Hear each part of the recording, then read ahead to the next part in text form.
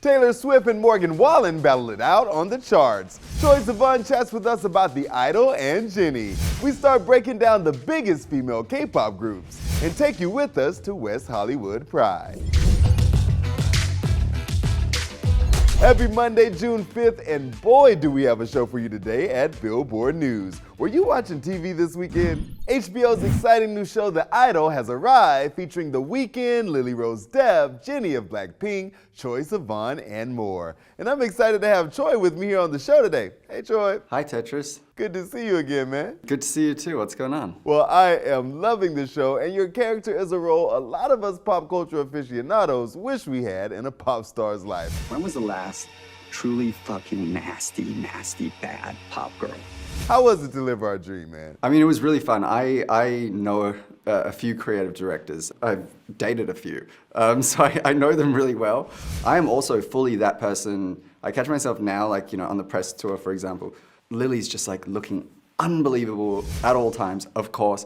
And so I'm like, like the gay best friend that's like taking a million pictures of her all the time and stuff like that. I think it's just like a very natural role for me to slip into. And the cast is amazing. The Weeknd, Lily Rose. Honestly, one of the greatest experiences of my life. I am so thankful to have met her and to be able to, call her like one of my best friends, purely from a talent point of view and from a professional point of view.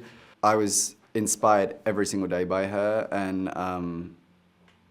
it's just incredible. And as a Blink, I was also so jealous of the scene with you, Lily, and Jennie. I mean, riding to the club. How was it working with our K-pop queen? I mean, Jennie is so lovely. The first day I met her, I'll never forget, we were just like making casual conversation.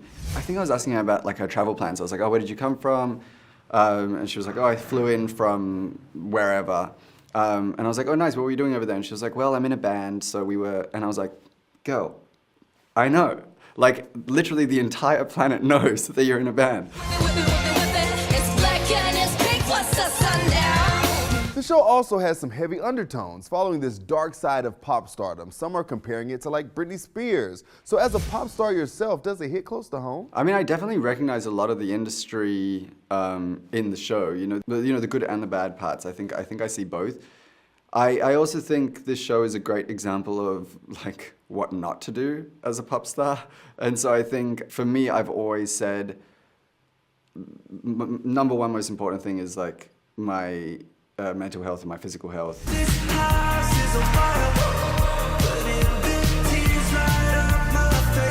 Well, we have more to talk about, so stick around, Troye, and let's talk music. And two music titans went head-to-head this week on our charts. I have your update. Is your checks about to bounce? Taylor Swift ends Morgan Wallen's historic streak on the Billboard 200. Karma takes all my friends to the summit. Facts. Bye, Morgan. Taylor Swift returns to the charts to dethrone Morgan Wallen's 12-week run at #1 with a new deluxe version of Midnights. It's the album's 6th non-consecutive week atop the list, and it features a new remix of Karma featuring Ice Spice. Karma is my boyfriend. Karma is a god. Karma is the breeze in my hair on the weekend. Taylor didn't quite have the same luck on the Billboard Hot 100 as the new remix debuts at #2 and Morgan Wallen holds on to #1 there with Last Night. You never met, but baby, something's telling me this ain't over yet. Lil Durk's All My Life is at #4 on the Hot 100 as he scores his 6th top 10 on the Billboard 200. Almost Healed debuts at #3. And we got to enjoy so much music this weekend at Pride, and I truly let it go. We're at Out Loud at WeHo Pride, where we're celebrating the LGBTQ+ community and their allies. We're taking you on stage with some of the biggest stars and behind the scenes to see how they celebrate Pride. This is my first time performing at Pride, so this. Oh, is yes. Yeah, like. Popping your cherry. Yeah, only in West Hollywood, so sure. Of course. Why not? Why not? But I'm excited for you because you're performing at this Pride. You're heading to Miami to perform at Pride. So tell me, what is special about like a Pride show versus like your own shows? Yeah, I mean, the audience is already ready to party. Everyone's here with great energy, great excitement. So I think it's gonna be a good time. And what do you think it is about your music? Because we all know, I mean, you connect with the family.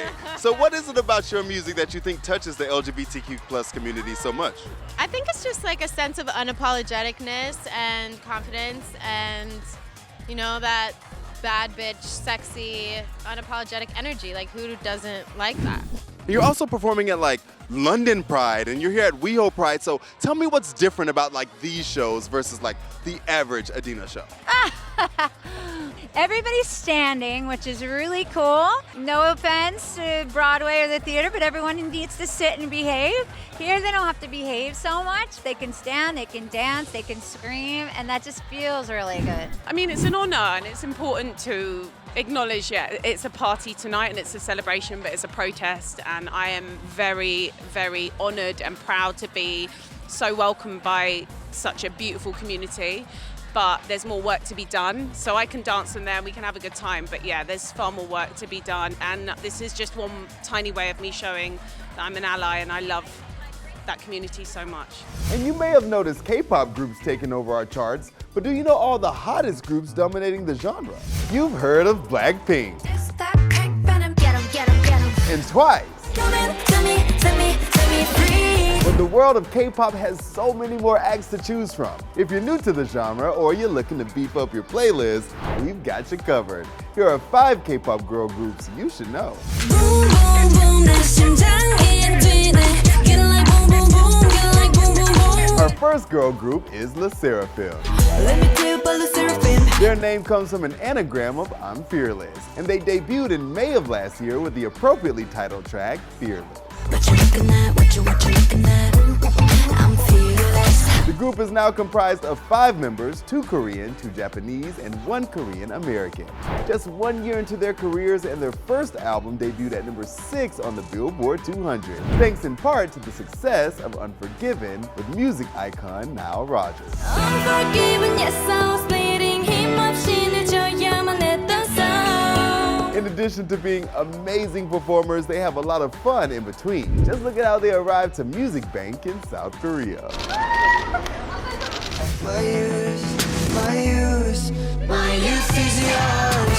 Troye, you know I'm such a fan of your music, so tell me what we have coming. You definitely have a lot of new things coming. It's finally like at the point where it's finished, and I just got really overwhelmed with like joy and pride, and so it's a really nice time right now.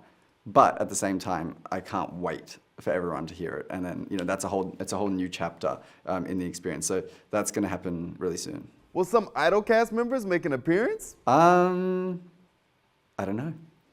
We hope so. And you hinted at a breakup inspiring the music. Will this be a heartbreaking album? I find it kind of pointless to make music that isn't vulnerable. So even in the most like joyous moments on this album, and then there's some straight up like rip your guts out sad.